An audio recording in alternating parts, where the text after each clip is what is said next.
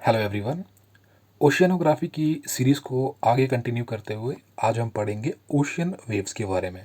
Ocean wave क्या होती हैं, कितने तरीके की होती हैं और इनके क्या कैरेक्टरिस्टिक हैं, इनको हम डिटेल में एग्जामिनेशन पॉइंट ऑफ व्यू से सारा कुछ कवर करेंगे। तो बात करूँ समुद्र की, तो समुद्र में जो पानी की मूवमेंट होती है वो दो तरीके से होती है। एक होती है हॉरिजॉन्टल, एक होती है वर्टिकल। जो हॉरिजॉन्टल मूवमेंट है उसको ओशियन वेव और जो ओशियन करंट्स हैं ये करते हैं। तो ओशियन वेव को हम यहाँ डिस्कस करेंगे और ओशियन करंट्स को ऑलरेडी डिस्कस किया जा चुका है इसी चैनल पे। और जो वर्टिकल मूवमेंट है उनमें जो है टाइड और जो ओशियन अपवेलिंग है वो आ जाती है। तो टाइड क्या होती है? राइज और fall of sea level. Ocean wave को समझने से पहले हम देख लेते हैं कि वेव क्या होती है। एक ये रिदमिक मूवमेंट है जो कैरी करती है एनर्जी को, चाहे वो मैटर के थ्रू कैरी कर रही हो चाहे वो स्पेस में कैरी कर रही हो। तो क्या है? एक रिदमिक मूवमेंट है जिसके अंदर जो है एनर्जी कैरी हो रही होती है, चाहे ये स्पेस में हो रही हो चाहे ये किसी मैटर में हो रही हो, तो उसे बोलते हैं वेव। ये कुछ इस तरीके की वेव होती है, इसकी कुछ कैरेक्टरिस्टिक होते हैं, इनको भी हम डिटेल में देखेंगे।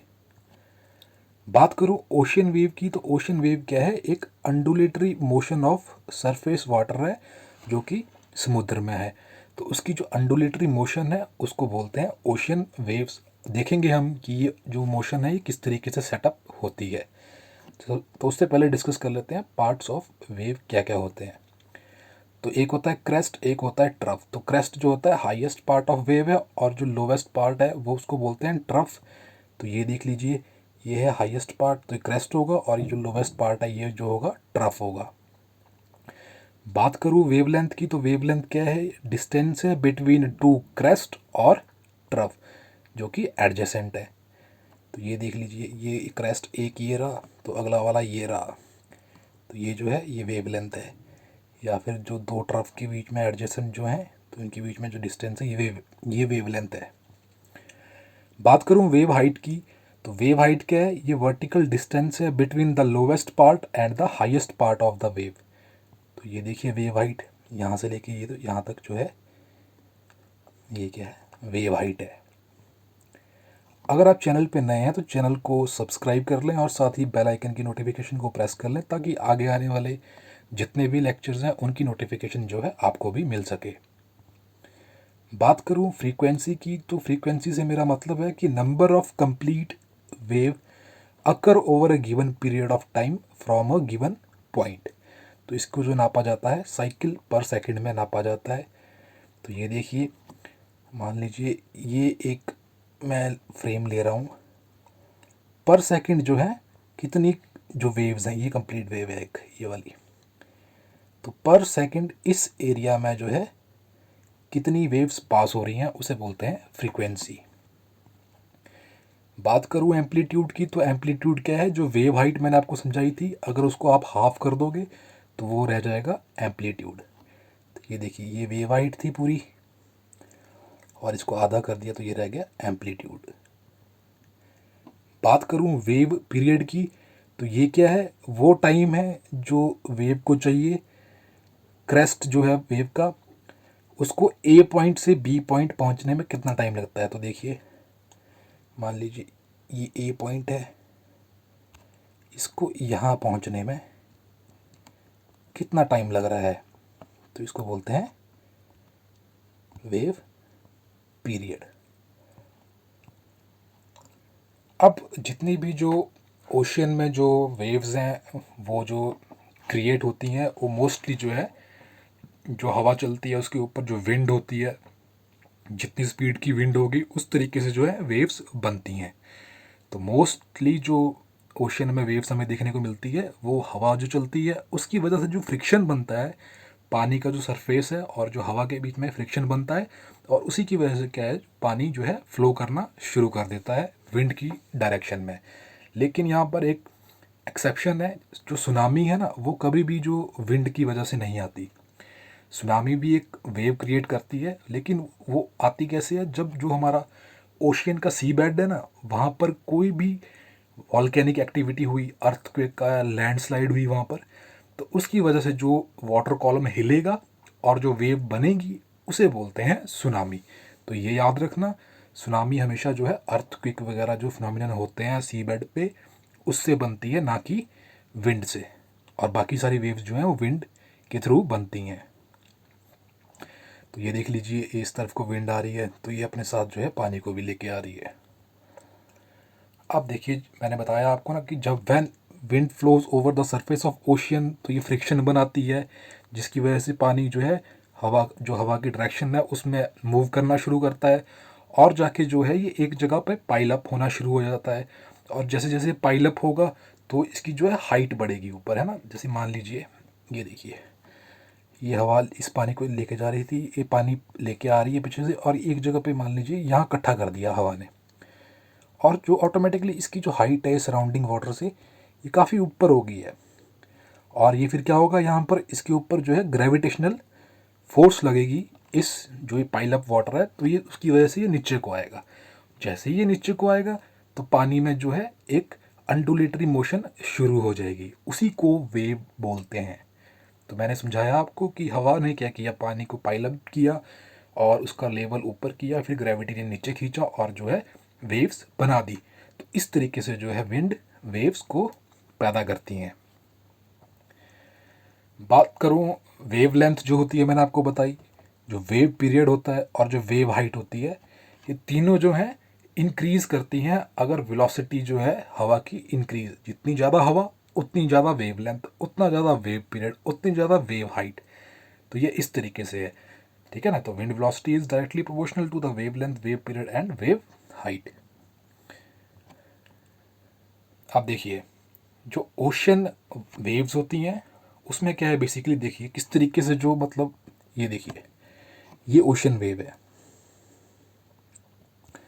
तो ओशन वेव में देखिए, अब इस जगह को फोकस करते हैं, तो इस जगह के नीचे जो भी पार्टिकल होगा पानी का, वो जो है एक सर्कुलर मोशन में घूमता है। इसी जगह पे घूम, यहाँ से घूमना शुरू करेगा और यहीं पर जो है वापस घूम के आएगा। तो जितने भी पार्टिकल जो है वाटर के इस कॉलम में हैं, वो सभी जो है एक सर्कुलर ऑर्बिटल पाथ, जिसे जो सर्कुलर ये जो पाथ है इसको ऑर्बिटल पाथ बोलते हैं, ऑर्बिटल पाथ फॉलो करते हैं। तो जो सबसे ऊपर टॉप पे जो ये पार्टिकल्स होंगे, ये क्या करेंगे, बड़ा सर्कल बनाएंगे, इनका जो डायमीटर होगा बड़ा होगा। जैसे जैसे हम डेप्थ में जाएंगे तो हम देख रहे हैं कि जो सर्कल का जो डायमीटर है ये कम हो रहा है और एक टाइम पे आके ये ख़त्म हो रहा है। तो जो वेव का जो इन्फ्लुएंस होता है वो ज़्यादा गहराई तक नहीं होता है, कुछ गहराई के बाद वो थोड़ा सा ख़त्म हो जाता है। तो इससे हमें एक चीज़ पता चली। और आगे देखिए आप, जब ये बिल्कुल जो ये क्या है, शोर के पास जब ये वेव पहुंच रही है, इधर को देख रहे हो आप, तो यहाँ देखिए जो ये सर्कुलर पाथ है ना, ये किस तरीके से देखिए एलिप्टिकल होता जा रहा है, यूँ बन रहा है। फिर ये देखिए किस तरीके से ये बन रहा है, और फिर ये जो चीज़ बन रही है ना, ये बिल्कुल जब एलिप्टिकल हो गया है ना, पहले देखिए ऐसा पाथ था, ऑर्बिटल गोल था, फिर धीरे धीरे ये ऐसे बनना शुरू हो गया, फिर ये ऐसे बनना शुरू हो गया, ये जो ऑर्बिटल पाथ है। तो अब देखिए जो ये वाली चीज़ है ना, इसी पे ही जो क्या होती है, जो सर्फर्स होते हैं ना, जो सर्फिंग वगैरह करते हैं, वो इसी जो एलिप्टिकल ये पाथ है इसी में ही जो है सर्फिंग करते हैं। तो यही मैंने सब कुछ यहाँ लिखा हुआ है, ये देखिए, the elliptical waves created near the shore is used by surfers for surfing. तो ये देखिए, ये कुछ इस तरीके की होती है सर्फिंग के लिए। एक मिनट, हाँ, तो याद रखिए इस पे जो है सर्फिंग होती है। अब देखिए, अब जब एक चीज़ और, इसको बोलते हैं वेव ब्रेक। वेव ब्रेक को हम समझते हैं कि वेव ब्रेक किसे कहते हैं। तो जब भी जो है वेव कहीं पर बनी, ओशियन में बनी, और वो फिर एक ना एक टाइम पे जो है शोर के पास पहुंचती है, तो जब वो वहाँ पहुंचती है तो वो टूटती है। जो सर्कुलर ऑर्बिट है वो एलिप्टिकल हो जाएगा और फिर एट द एंड वो टूट जाएगा। तो अब देखिए वहाँ पर क्या क्या फीचर्स होते हैं, ठीक है। जब ये इस तरीके का बनना शुरू हो जाता है ना एलिप्टिकल, तो ये मतलब टूट ही रही है। क्यों टूट रही है, क्योंकि अब जो इसको जो शोर है, इसका जो सरफेस है ना, इसको फ्रिक्शन दे रहा है, इस पानी को, इसको रोक रहा है। तो इसीलिए जो है ये सर्कुलर से जो है इस तरीके से एलिप्टिकल हो गई है, इस फ्रिक्शन की वजह से जो नीचे से मिल रहा है।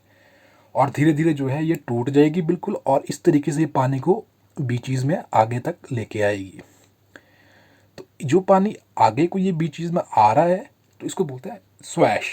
ये याद रखिएगा, वेव टूटने के बाद जो पानी आता है बीच पे उसे बोलते हैं स्वैश, और जब वो स्वैश पीछे को हटता है उसे बोलते हैं बैक वॉश। तो ये जो बैक वॉश है ना, ये बड़ा ख़तरनाक होता है। जो समुद्र के किनारे पे कोई स्विमिंग कर रहा है, खेल रहा है, कुछ कर रहा है, तो ये जो बैक वॉश है ये अपने साथ उसको जो है इस डायरेक्शन में बहा के ले जाता है। तो ये था वेव ब्रेक के अंदर स्वैश एंड बैक वॉश।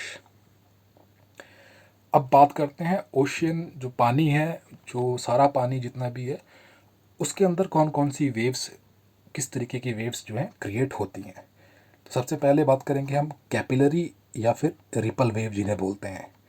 तो ये जो वेव्स होती हैं मोस्टली, जब आपने कभी तालाब में देखा होगा, आपने पत्थर फेंका होगा, या फिर कभी जो कोई मतलब कोई इंसेक्ट पानी में चल रहा है और कोई हल्की हल्की हवा चली हुई है, तो उस टाइम पे जो पानी, जो जो पानी है उसमें जो वेव्स क्रिएट होती है ना, उनको बोलते हैं कैपिलरी और रिपल वेव।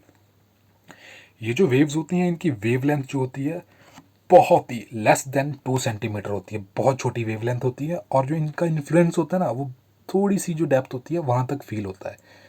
तो इसको बोलते हैं कैपिलरी और रिपल वेव। तो ये देखिए, ये माइक्रो रिपल्स कितने छोटे हैं, ये देखिए, इसके बाद ये रिपल है।